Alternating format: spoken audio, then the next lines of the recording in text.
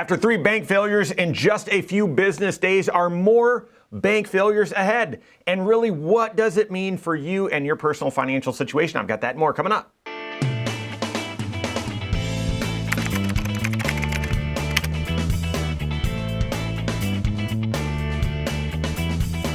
My name's Mike Bernard. I'm the host of the Wise Money Show. I'm also one of the certified financial planners right here at Korhorn Financial Group. Make sure you hit that subscribe button, turn on notifications, and smash that thumbs up button. It's not too strong of a word to say we have a banking crisis going on right now. I wouldn't say a great financial crisis, right? That was rooted in some predatory lending and some lending on some elevated extreme valuations. I don't think that's what's happened here. But we do have a banking crisis, and that can lead to contagion, a widespread and very fast-moving failures like we've seen. So we're not going to dive into all of the whys. We'll talk about the who, what, and why. But really, the purpose of the video is, what does this mean for you? Whether we see more bank failures or this is it, what are the lessons that you should take away from what's going on in these regional banks that have failed that you should apply to your financial life? Okay, so the who and the what, just to catch us up, right? On Wednesday, March 8th,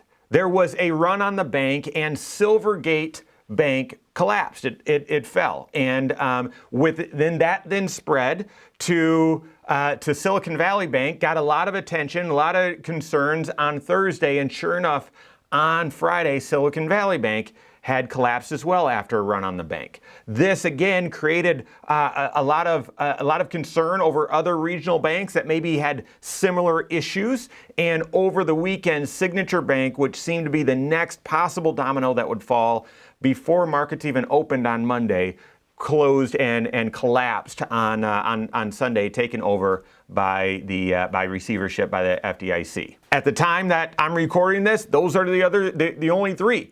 Moody's has come out just recently and said, hey, we've got 6 banks on our watch list. You can also see what the market is watching and who they're anticipating might be the next, I don't want to say target or victim, but the next bank that it could succumb to some pressure here. And you can see that based on, well, how have the bank shares traded on Wall Street? You've seen some of these banks that have declined 60% on a day or 70% on a day. I mean, very, very ugly as Wall Street takes a look and starts to scrutinize these banks. And here's the thing. As soon as investors may look and identify, hey, this bank's in trouble, all of a sudden depositors start pulling dollars out in waves, and you can have a bank go from everything's fine, we think everything's fine, to collapse just in a matter of hours. That will shake anyone's confidence. The FDIC, the government, has actually stepped in and said not only are the FDIC limits good, which we're going to talk about here in just a second, just to make sure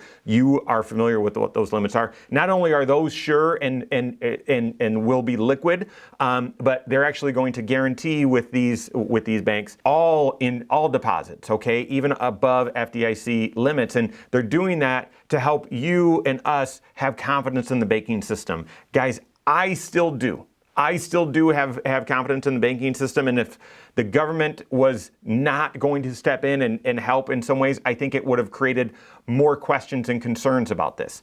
It's very possible that we do see more bank failures, and I'll explain why in just a second. However, at this time, things could change even within the next hour. I'm not thinking that this is going to kick off the next great financial crisis like we saw in 2008. Okay, if that's the who and the what, let's hit the why really quickly and then get to the applicable lessons that can apply to your financial life. So the why is similar. Now there's lots of contributing factors here, and I'll touch on a couple, but the at its core, it's the same challenge and pressure that we've all felt, except these banks have depositors that are saying, yeah, I know your investments are down, give me my money back, or I need my money back. So essentially, if I could just oversimplify, as depositors deposit money into their bank account, whether that's a checking, savings, money market, CD, something like that, the bank then, in order to pay that interest rate, they've got to go earn money on that money. Okay, they've got to take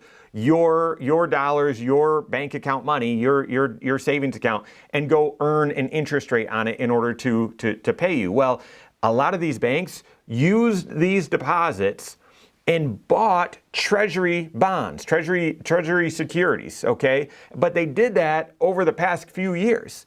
And a couple of years ago, what was a 20-year bond trading at? They were giving you 1%, 2%, barely any interest, right? And just like you with your bonds, as interest rates, as the Federal Reserve had to increase interest rates significantly in the short term, those existing bond investments move like a teeter-totter. As interest rates go up, those bond values go down. So now these banks have all of these investments that they're earning 1-2% on, which isn't great. But if they tried to sell those investments and reinvest the dollars into a better interest rate, they've got to take a loss. There's now a loss on those investments. So they don't want to do it. They just wanted to hold on.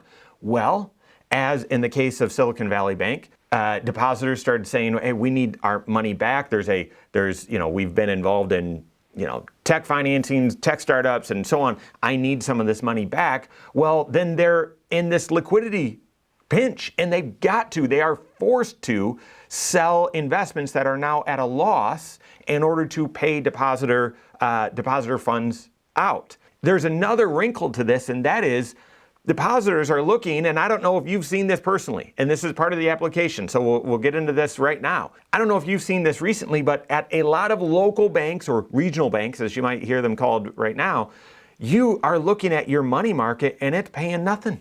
It's barely paying anything, and you might look and say, wait a second, I should be getting a good interest rate on this, and you're not. Guys, I am not kidding. I'm not kidding. I was sitting in a meeting with some clients. I had a substantial amount of money sitting in their bank account, and their local bank, the interest rate that they were getting on their money market was less than 1%. I think it was 0.2%. So we then looked at CDs at that local bank, and the best CD rate that we could find was 1%. So we were talking through this, and I said, guys, that's not good enough. So I started looking through brokerage CDs, through a different avenue, and I found a CD offered by their bank. But it wasn't at 1%, which is what they could find from their bank directly.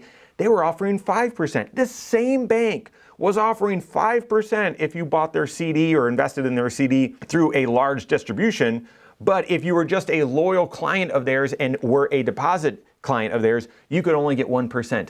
I am not kidding. And you're going to see that's an extreme example, but you're going to see that a lot when you look at local banks or whatever, that the savings rates that they're paying, the money market rates they're paying, even the CD rates they're paying, they're not keeping up with what the Fed has done to actual interest rates. You either need to find a CD special or go out to a brokerage or a larger platform to find competitive CDs. Why is that? I actually have been wondering this more, at a high level for the past 6 months or so. And it's because these banks have all of these old investments on the books that are still only paying 1 or 2%. They've taken depositor funds and they're only getting 1 or 2% on them. And therefore they can't afford to pay you these higher interest rates. And just to tie it all together, you then are looking saying, oh, I'm not satisfied with that lower interest rate. I can go get a higher interest rate over here. Let me pull my money out. And as more and more people do that, they've got to sell these longer term investments now at a loss, that they, and all of a sudden they're in tough financial shape. That news breaks that they're in tough financial shape. Peter Thiel says, pull your money out, and wham, within hours, everyone's pulling their money out, and the bank collapses. Now that's at a high level. Other contributing factors, obviously a couple of these banks, Silvergate and Signature, were involved in crypto. Not crypto financing, but just they were crypto friendly. And as the crypto market got complicated, I'll say that, then some of the banking activity, what should be revenue generating or even add deposits, that obviously stopped. Silicon Valley Bank was very friendly in the tech industry for startups and venture capitals, and as that area has been hit pretty hard, obviously that slowed up and pulled dollars out as well. So, and then even I heard Signature Valley Bank didn't have a chief risk manager for 8 months on the job. So when you actually look at their financials, and you might say, gosh, they were sort of taking a decent amount of risk here. They didn't even have a chief risk manager. And you can see a lot of other contributing factors. Those obviously impacted this. But at the high level, it was the imbalance of surging interest rates while having lower term interest rate investments on their books. So questions remain.